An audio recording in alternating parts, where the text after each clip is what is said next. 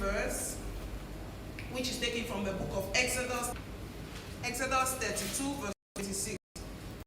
So with a count of 3, we go. 1, 2, 3, go. Then Moses stood in the gate, who on the Lord's side, let him all the sons of Levi gather themselves together unto him.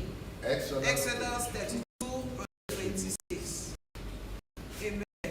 It's a talk of memory verse. We need to memorize them. So today, as we said, we'll be looking at Israel descent into idolatry. Our text will be taken from Exodus 32, 35, and Exodus 33, verse 1 to 23. But from our previous lessons, we saw how the children of Israel left Egypt through their way to the wilderness. Through their way to the wilderness.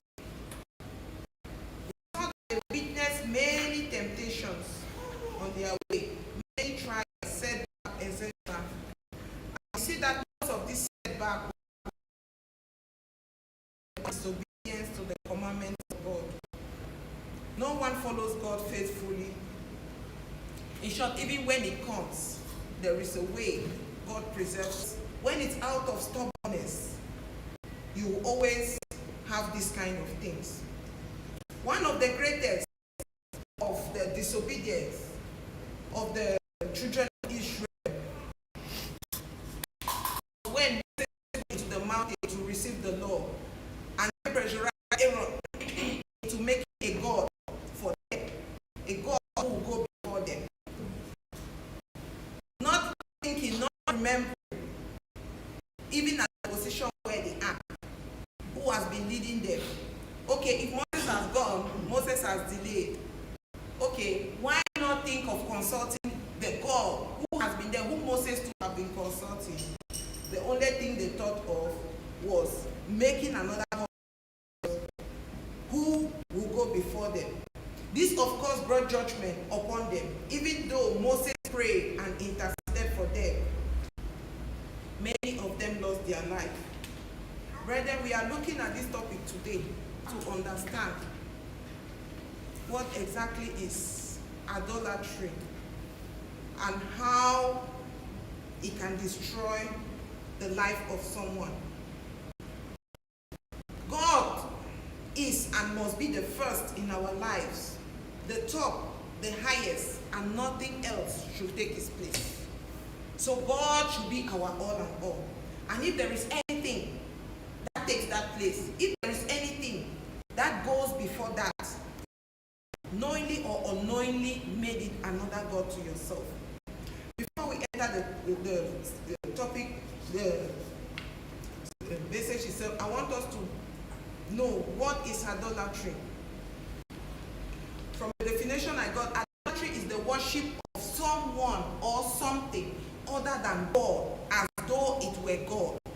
The worship of someone or something. So it could be someone, it could be something other than God, and you worship it as though they were God. You worship it, you do with them as if they were a God. Today, idol worship is still a powerful tool that will turn people away from God. An idol comes in many forms. When they talk of idol, the only thing that maybe comes to people's mind is some altar that has been placed in some corner of the house, something that has been placed somewhere, and then people go there to throw oil, to throw salt, and all kind of things. But idol can come in many different forms. The pleasures of life can be an idol to somebody. Money can be an idol to somebody. Education and certificates can be an idol to somebody. Beauty, your own self. You see yourself and beauty. You want to pamper that self. You do unto it even more than you would do unto God. It could So today, it is not just about, okay, going to put some trees, going to put some altars, come in every form. And that is why we children of God, we should be very, very watchful. We should be very, very watchful. In fact, anything that people esteem as very high or that can draw our attention away from God is an idol. Anything that can draw your attention, that can move you away from worshiping God to something is an idol. We should be very, very careful. The Bible says no one can serve two masters at a time. Matthew 6 verse 24. No one can serve both God and earthly idols at the same time. It can't.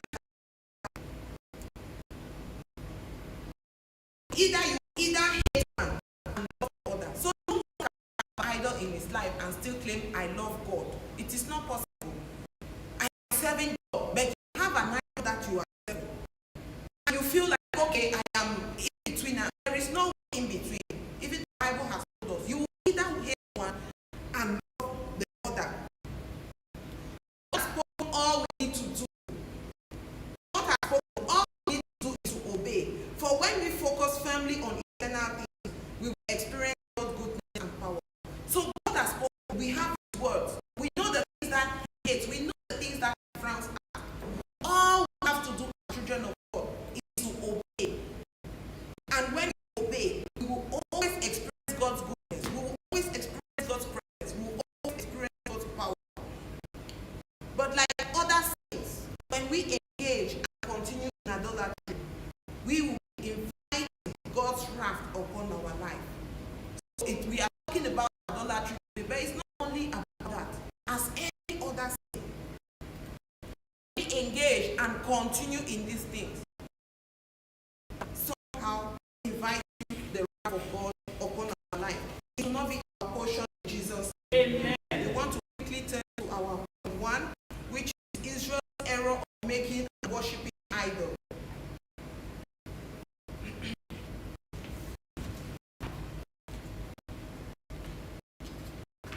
The text, sometimes because of time,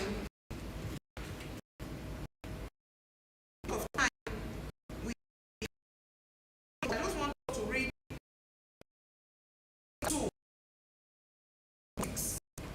Someone help us read this.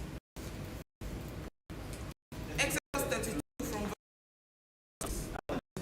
They to come down out of the mountain, the people gathered themselves together unto him and said to him, Come, make us gods, which shall go before us. For our this Moses, the man that brought us out of the land of Egypt, ought not to come up.